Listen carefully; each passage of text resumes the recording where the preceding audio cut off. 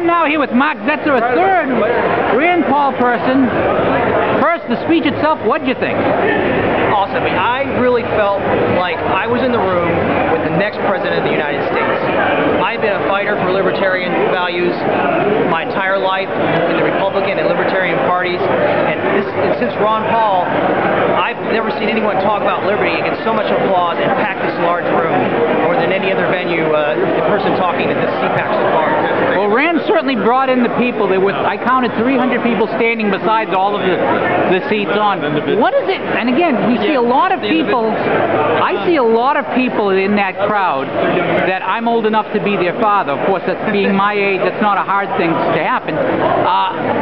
What is it about Rand Paul and his father, Ron, that really galvanizes the young? It's the message. It's the message. We're looking for a message. We don't care if it comes from Republicans, Democrats, or Libertarians. We're looking for a message that will get out there, get through to the government, and get people in power who will give us our freedoms back, or not give us back, but protect our freedom, which is what they swear to do when they have an oath of office. One of the things I've noticed as a difference between father and son is in the Senate, Rand's not only been proactive, but he's also seems to understand the legislative process and uses it his best advantage. Do you think that that's going to be important in a presidential campaign? Now, let's not pretend he's not running. Obviously, he's running. But is that ability to not only inspire, but to strategize, going to make a huge difference this time around? Well, it has. He has learned from his father.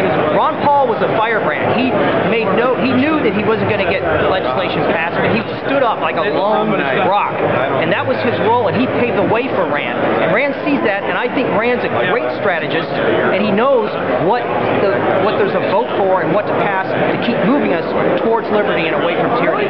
One of the things that was quoted in the Rand Paul speech was William Lloyd Garrison, and I could not but help think of the Ron Paul mystique in that, in the sense that Garrison took 30 years to bring the public to his side. Ron Paul spent a lot of time building the seeds of a movement that's now pretty much in its second generation. You have people who were sponsored by the Ron Paul campaign at CPAC 10 years ago sponsoring other young people. Is this the model for how political change comes and in political engagement? Yes, you have to have the person standing up, the leader. He is the leader, and Garrison was too.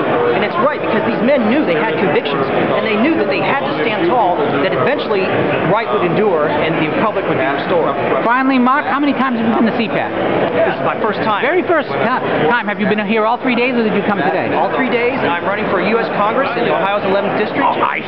Then you know what we're going to do? We're going to finish this interview, and then I'm going to do a separate interview about your campaign, because if you're running, you deserve your own interview instead of just something on something else. So we're going to cut this one off, and then we're going to do a second interview.